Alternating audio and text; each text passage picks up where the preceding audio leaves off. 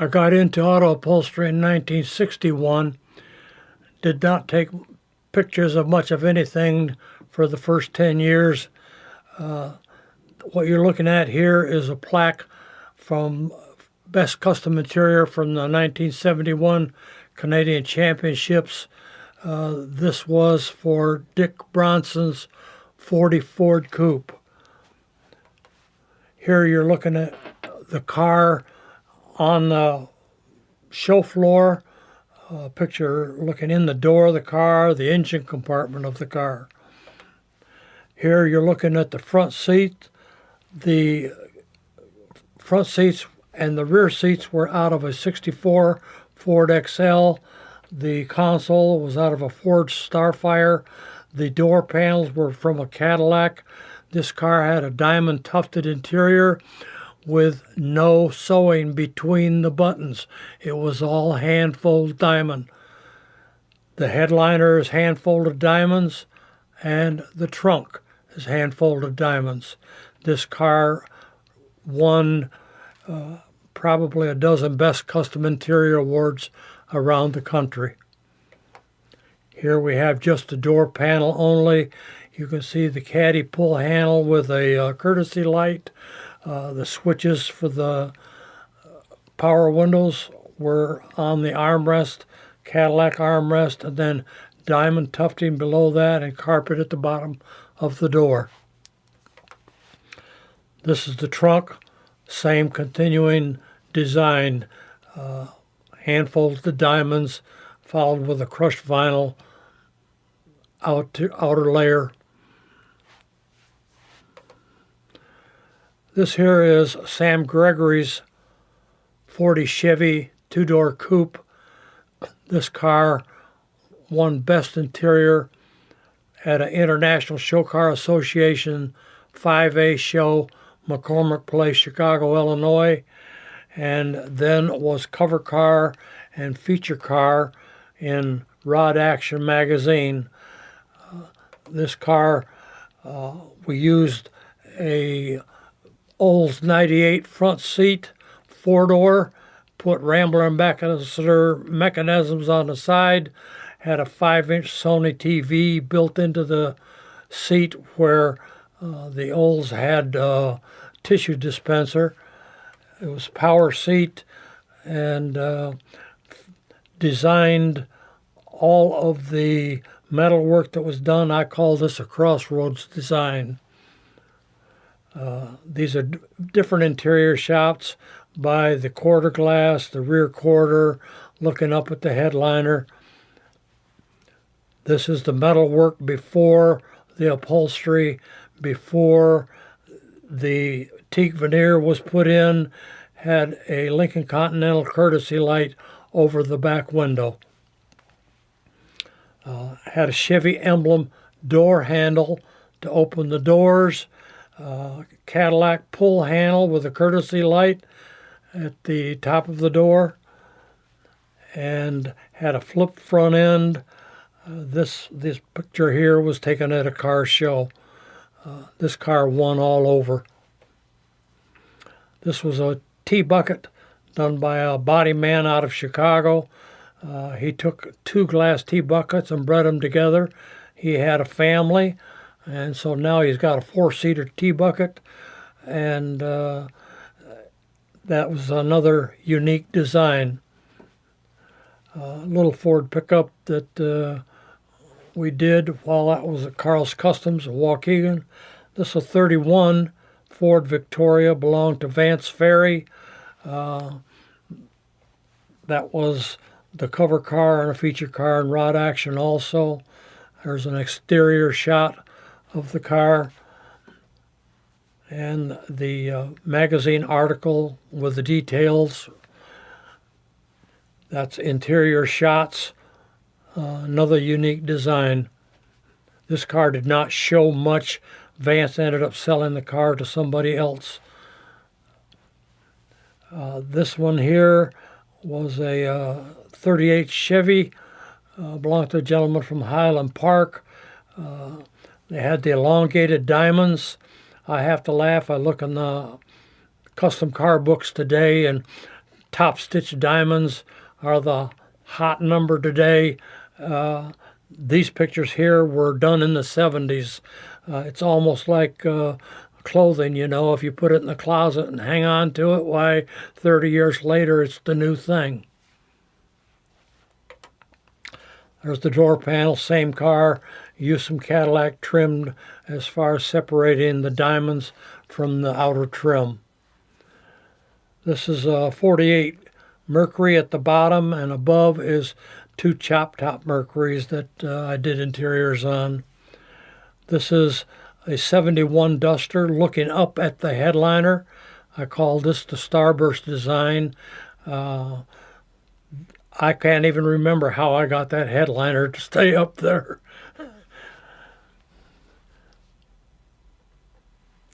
And this is looking at your front seat and passenger side door panel, that same 71 Duster. And this is a close-up on the door itself. I really like this design.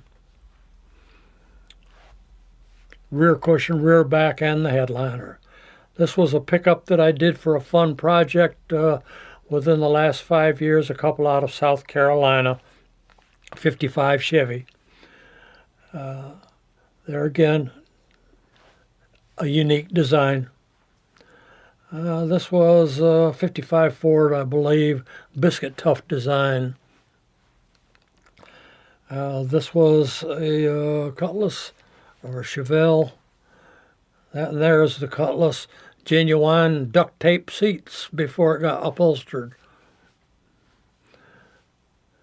And another Olds.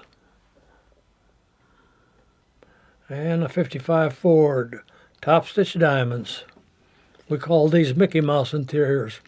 This is a Corvette. These pictures were taken at McCormick Place, was owned by a gentleman named Dennis Backus. It was done in black leather and black velvet and another unique design. And there's yours truly looking at my back. That's inside of McCormick Place.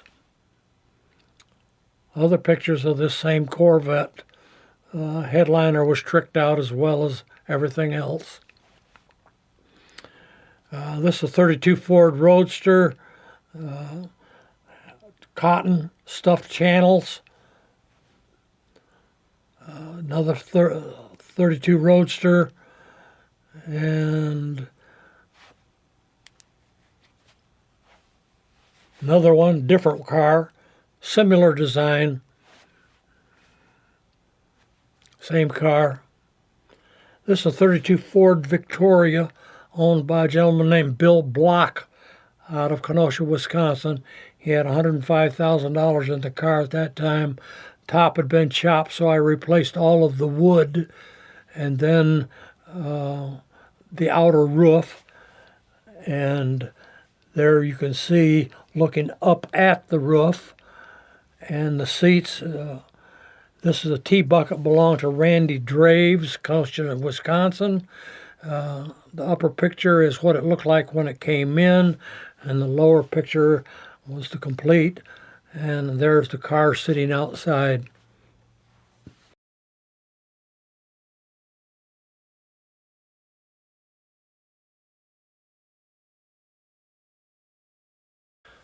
This is a cover of a book published by Automobile Quarterly. Had all different kind of marks in it, and the one I was interested is a 1929 Duesenberg Durham body Roadster, belonged to a gentleman named Bob Bear from Maine, and this was a one-of-a-kind car. Had a complete write-up in Automobile Quarterly. The background there you see is Bob Bear's home in Maine. And more pictures of that same car, the same book, another angle of the car, the article about the car. This is a Jaguar drop-head coupe, 51. Another Pictures of the 51 Jaguar drop head coupe. The 48 Lincoln Continental belonged to Richard Durham, Jackson, Michigan. This is a 1915 Chandler. Did that car in the shop in Waukegan, Illinois. That was my first leather diamond tough job. More pictures of that same Chandler. This is a 32 Chrysler Imperial LeBaron. It was owned by a gentleman named Ray Hunn out of Wauwatosa, Wisconsin. Interior was done in tortoiseshell leather. Really liked that color. Had a pocket in the driver's side door that you could lock. This is another one of Richard Durham's 48 Lincoln Continental. Interior shots of the same car. There's some pictures of me in the 70s. This is a few $1 million worth of classic cars taken at Beaver's facility in Sturtevant, Wisconsin. This is that 29 Duesenberg Roadster of Bob Baer's in the process. This was the last car that I did in Waukegan before working out of a facility that Beaver put up for me in Sturtevant, Wisconsin. The lower right-hand side is a picture of Beaver in the blue coat, myself in the white T-shirt, and an employee on the right-hand side. And pictures of the completed car, me looking in the window. That's a picture of myself and a gal that worked for me. I made the pants that I was wearing and the miniskirt and vest that she's wearing out of the same leather done with the interior. The picture on the right-hand side was the mechanic that worked on that car. Eventually he was killed in a motorcycle accident. And there's the completed car. And more of the completed car. Just saw that car recently in Maine. The last time it was out public was in 1980. Bob Baer has a beautiful museum in Maine. His curator opened the museum one day for us to come in and take a look at it. You saw pictures of it in the book, and there'll be some pictures here that I took during 2015 vacation. There's a picture of me in the car in Bob Baer's museum. That would have been in June of this year. Has a beautiful facility. And that's me 40 years after doing that interior. And that's his home in Maine. That was the birthplace of Hannibal Hamlin, who was Abraham Lincoln's first vice president in Lincoln's first term. This is a 31 Cadillac V16 Roadster, only two left in the world. Belonged to a gentleman named Dick Gold from Minneapolis, Minnesota. Interior shots of the car. Door panel, a really trick pocket inside the door.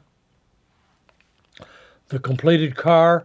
It so happened that one of those Ford Roadsters that you saw earlier, I was doing at the same time as this, and the body styles were almost identical, but the little Ford Roadster looked like a midget next to this Cadillac. Beautiful V16 motor, no visible plug wires. You can see the wires coming out of the distributor. They go down through the valley cover, and the exterior of the engine is super clean. Runs so quiet you can't hear it. These pictures were taken at the Classic Car Club of America Midwest Grand Classic, 1977. The picture to the left is myself and Dick Gold, and to the right is Dick Gold, his son and daughter-in-law, on the front lawn of Henry Ford's Fair Lane Estate in Dearborn, Michigan. July 9th, 1977. This is the wording. More pictures of the car. There's the car getting on the trailer to go to Detroit to the car show.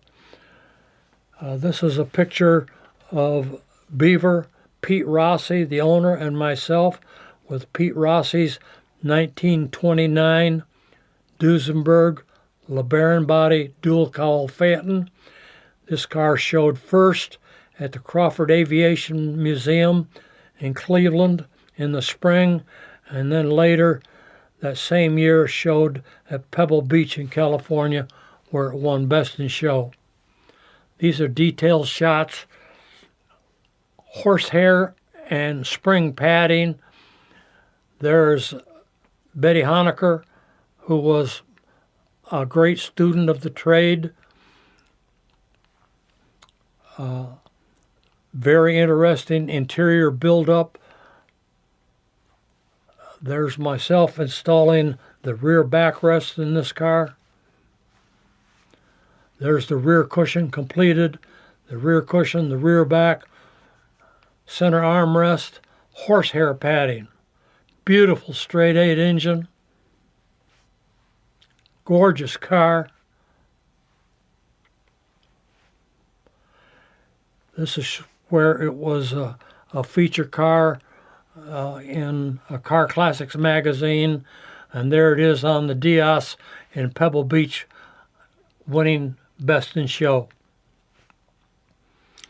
This is an article about the Concours d'Elegance, Pebble Beach, and this one is the Crawford Aviation Museum, where this was really a more prestigious show in a way than Pebble Beach. It was by invitation only, 75 of the finest cars in America.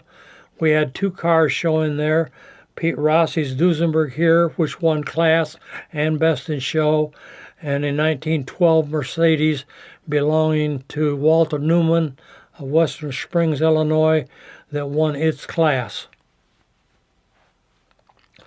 More verbiage of the article regarding Rossi winning Best in Show at Pebble Beach. This is the magazine about the Frederick Crawford Auto Aviation Museum. Bill Cosby was the master of ceremonies. Bill Harrah was the grand marshal.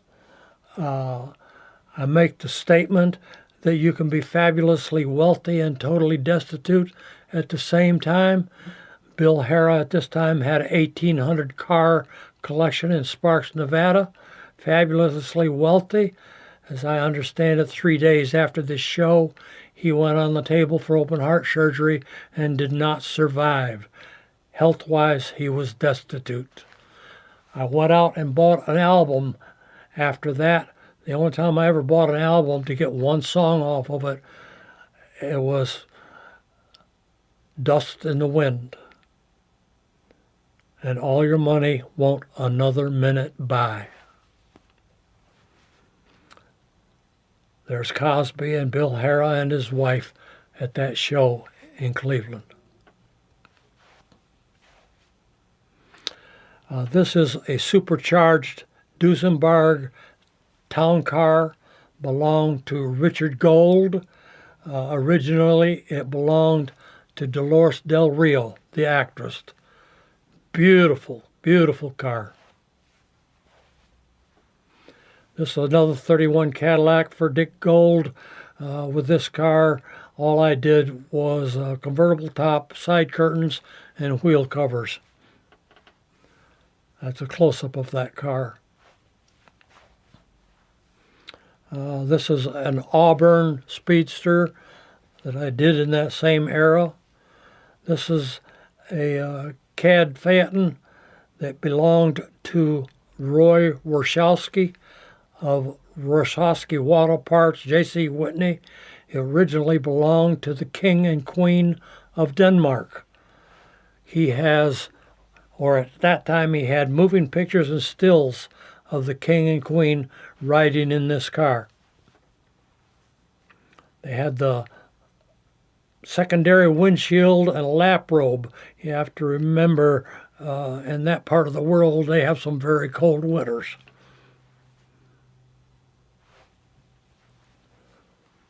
All details on this shop. There's Betty at the sewing machine, myself working at it, another car with horsehair padding. This is a 1937 Lincoln 7-passenger. There were only 6 of these built. You will see pictures of Churchill, Stalin, and Roosevelt riding in one of these cars. It belonged to Charlie Summers out of Minneapolis. There's myself and Beaver going over the side curtain stanchions, and there's myself installing the pads. More detailed shots of the buildup of that interior. And there's the completed car with the side curtains. Never saw one to have a little miniature center side curtain. Car's unique. And it had jump seats. Neat interior. And it had a little roll-up glass in front. Never saw one like that either. This was a 22 Rolls-Royce Silver Ghost. Belonged to Mr. Woodman C. I believe he was the publisher of the Milwaukee Journal. This car was in a fire in a 7th floor of a building. The only thing saved out of that building was this car. They removed it with a crane and broke the wood at the back side where I had to replace all that wood because the strap that held the car while they were using a crane. The picture to the right, you can see the effects of the fire. It got pretty hot. More detailed shots. This is detailed shots of a 1912 Mercedes that was originally built for a German general, shipped to Argentina. The owner had the original papers. Blaugrau, blue-gray was the paint. He ended up chasing down a fellow that was quite old that had pictures of himself at 12 years old standing alongside this car in Germany. Took many detailed shots of this car. It was a brass era car, had jump seats that articulated to where you could have 2 jump seats facing the front or 3 jump seats facing the rear. I had to strip them all down, send the brass out to get it redone, and then put it back together again. That's the neat part. More detailed shots. More detailed shots. Used 200 pounds of horsehair in this car. There's the rear backrest in the process, and with the diamonds pulled. There's myself working on it. All the brass. There's the jump seats with the 2 facing the front, and then you could fold them up. Nothing new under the sun. Bucket seats, console, glove box, 1912. And there it is with jump seats articulated different and a little jump seat coming off of the center. So you got 3 jump seats facing the rear. Rear cushion, rear back. This car is huge.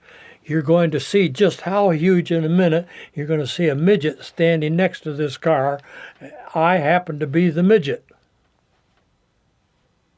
And there is myself and Betty Honecker standing next to this car. She's standing on a chair and she still can't reach the roof. I believe she died in 2005.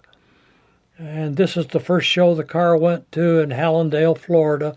The man in the red shirt is Walt Newman.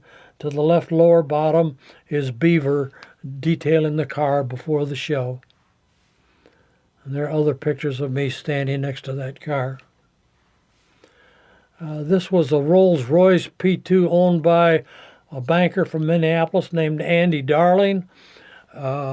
Somebody had put 4 Volkswagen bucket seats into this Rolls-Royce. He had me fabricate every seat in the car and center armrest, front and rear, with horsehair padding. We moved the front seat back 8 inches so that he could drive the car. He was like 6'4". There you see the buildup on the seats. This is the last car that I did in the Chicago area before moving to North Wilkesboro, North Carolina. A 34 Packard convertible coupe, restored at Chicago Restorations in Chicago. Beautiful blue.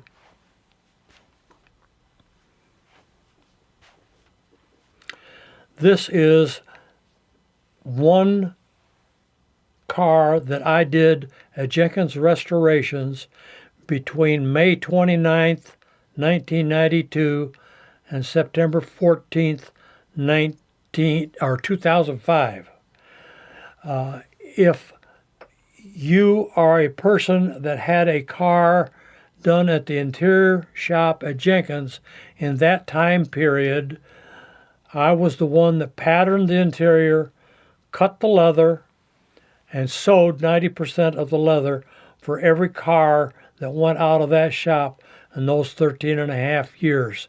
If you would like to have your car included in this documentary, please take some pictures of the car and include whatever personal information that you may wish, including the year that it was done, and we will see about getting it in this pictorial record.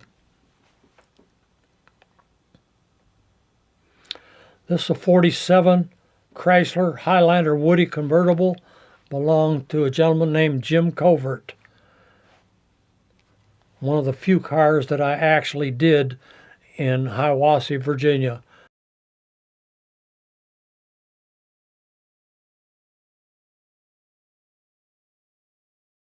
What you're looking at here is the cover of a hardcover book, Great American Convertibles. We did the interior for this car for Bobby Dennert, a restorer out of Skokie, Illinois. This car, I believe, belonged to a gentleman named Don Schifris. And for this same restorer, this is a 56 Lincoln Premier. I did another car for this same restorer. I believe it belonged to Melvin Olshansky. It was pink and white.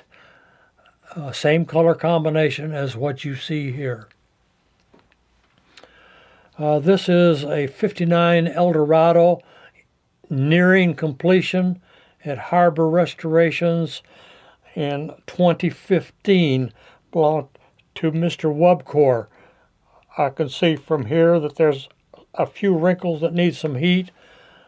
That's not uncommon as you get close to the end of a restoration. Beautiful color combination.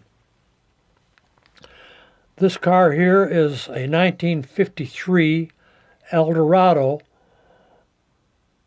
Body number 8 was originally owned by Harley Earl, the head of General Motors Design for many years.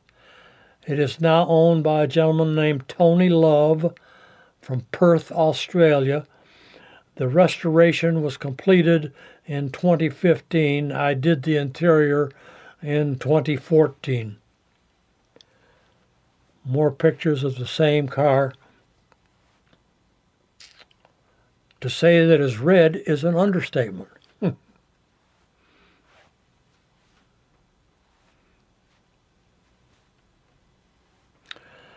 While I was in Illinois, I had Karl's Customs, and from 1979 to 1987, we were heavily involved with first doing just the seating and then the complete interior, including the convertible top and the removable hardtop for the Excalibur automobile.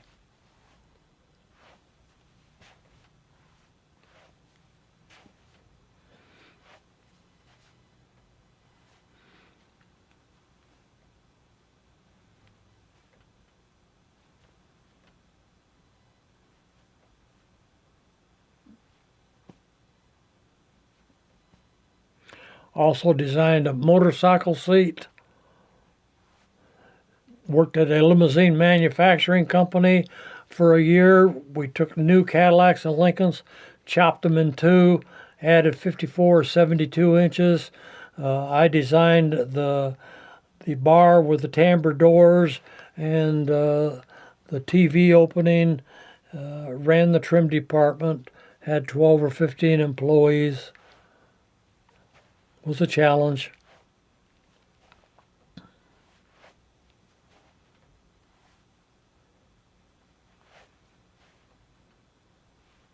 There you see with the timbre doors open and the TV, and to the bottom on the right is the bar area.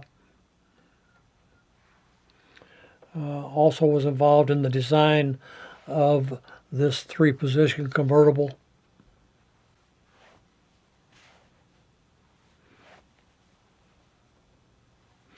This is a 49 Cadillac. Belonged to a gentleman named Tinny Natkin. I believe he was the owner of Victor Gasket Company. This was blue broadcloth and gray leather. Beautiful car. There's Hughes Turley standing next to it. This is the Super Monza. That was the first car that I did at Jenkins when I moved there in 1992. It was originally done by Bill Mitchell, head of styling at GM, for his 16-year-old daughter's birthday. And she drove the car for a year. It's got Cadillac brocade cloth, Cadillac leather, had a sunroof, was pretty much the prototype for the Corvair Monza. You're going to see lots of pictures about this car.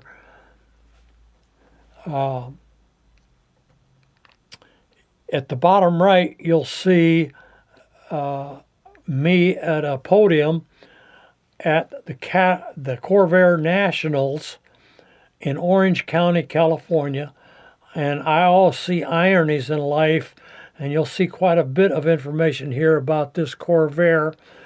I thought the irony was I had worked on multiple very high dollar cars, and the most I ever got was a $200 tip.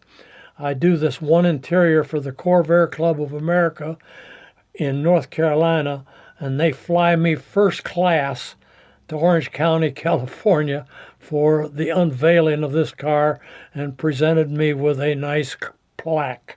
And just the irony of it all just blew me away.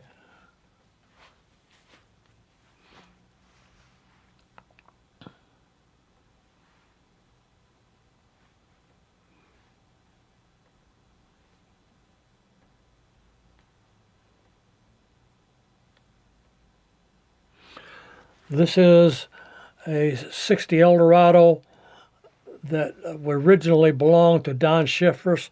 It was my understanding that he sold it at Scottsdale to Elton John for $135,000 to be used in a video.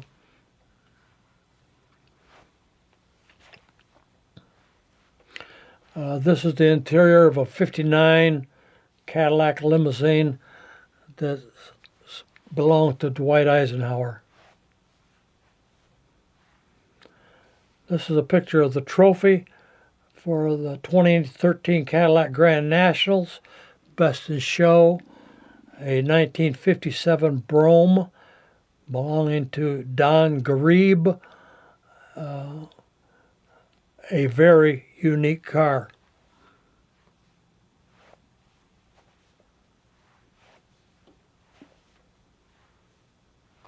Has the most complicated trunk of any car I've ever done.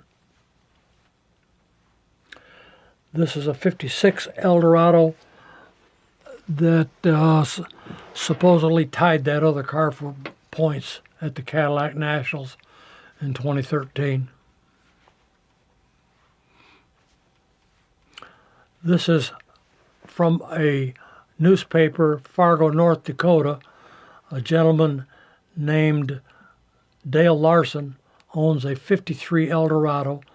The car was originally purchased by Getz, who was the founder of Universal Studios.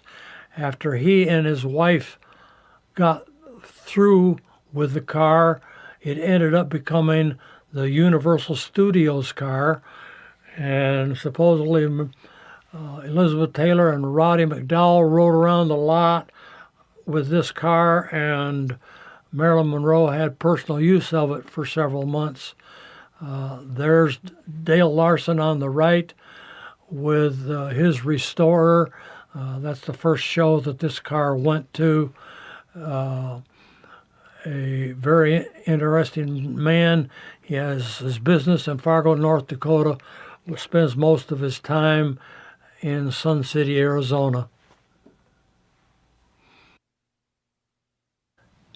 This is a 55 Eldorado convertible, belongs to one Rick Payton. At the time, I believe he was out of Austin, Texas, now from Eau Claire, Wisconsin. It's yellow with a Aztec red leather interior, and it won its class at the 2014 Cadillac Nationals.